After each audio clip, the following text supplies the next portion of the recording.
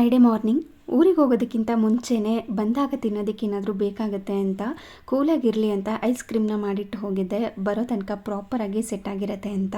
ಊರಿಂದ ಬಂದ ಮೇಲೆ ಎಲ್ಲನೂ ಅನ್ಪ್ಯಾಕ್ ಮಾಡಿ ಯಾವ್ಯಾವ ವಸ್ತುಗಳು ಎಲ್ಲೆಲ್ಲಿರಬೇಕು, ಬಟ್ಟೆ ವಾಶ್ ಮಾಡೋದಕ್ಕೆ ಏನಾದರೂ ಹಾಕೋದಿದ್ರೆ ಅದನ್ನೆಲ್ಲ ಹಾಕಿ, ಡ್ರೈ ಕ್ಲೀನ್ಗೆ ಏನಾದರೂ ಕೊಡೋದಿದ್ರೆ ಅದನ್ನೆಲ್ಲ ಕೊಡೋಣ ಅಂತ ರೆಡಿ ಮಾಡ್ಕೋತಾ ಇದ್ದೀನಿ. ಅದನ್ನೆಲ್ಲ ನೀಟಾಗಿ ಸೆಟ್ ಮಾಡ್ಕೊಂಡಿದ್ದ ನಂತರ ಇಲ್ಲಿ ಬಿಸಿ ನೀರು ಕಾಯಿಸ್ಕೊಂಡು ಸ್ವಲ್ಪ ಆ್ಯಪಲ್ ಸೈಡರ್ ವಿನೆಗರ್ನ ಹಾಕಿ ಕುಡಿದು ಸಿಂಪಲಾಗಿ ಏನಾದ್ರೂ 10 ಮಿನಿಟ್ಸಲ್ಲಿ ಆಗೋ ಥರ ಮಾಡ್ಕೊಳ್ಳೋಣ ಅಂತ ರೆಡಿ ಮಾಡ್ಕೋತಾ ಇದ್ದೀನಿ. ನಾರ್ಮಲ್ ಆಗಿ ಮೊಸರು ಒಗ್ಗರಣೆ ಮಾಡ್ಕೋತಾನೆ ಇರ್ತೀವಿ, ಆದರೆ ಈ ಥರ ಒಮ್ಮೆ ಕ್ಯಾಪ್ಸಿಕಮ್ ಮೊಸರು ಒಗ್ಗರಣೆನ ಒಮ್ಮೆ ಟ್ರೈ ಮಾಡಿ. ತುಂಬ ಸಿಂಪಲ್ಲಾಗಿ ಸಕ್ಕ ಟೇಸ್ಟಿಯಾಗಿ ಮಾಡ್ಕೋಬೋದು, ರುಚಿ ಕೂಡ ಹಾಗೆ ಇರುತ್ತೆ.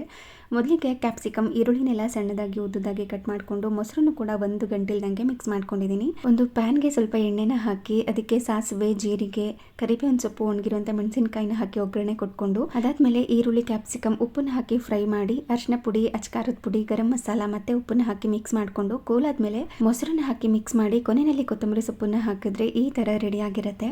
ಐಸ್ ಕ್ರೀಮ್ನ ಸೆಟ್ ಆಗೋದಕ್ಕೆ ಬಿಟ್ಟಿದ್ದೆ ಅಲ್ವಾ, ಪರ್ಫೆಕ್ಟಾಗಿ ವೆನಿಲಾ ಐಸ್ ಕ್ರೀಮ್ ರೆಡಿಯಾಗಿತ್ತು. ಈ ವೆದರ್ಗಂತೂ ಬೇಕೇ ಬೇಕು ಅಂತ ಅನಿಸ್ತಿರುತ್ತೆ ಅಲ್ವಾ.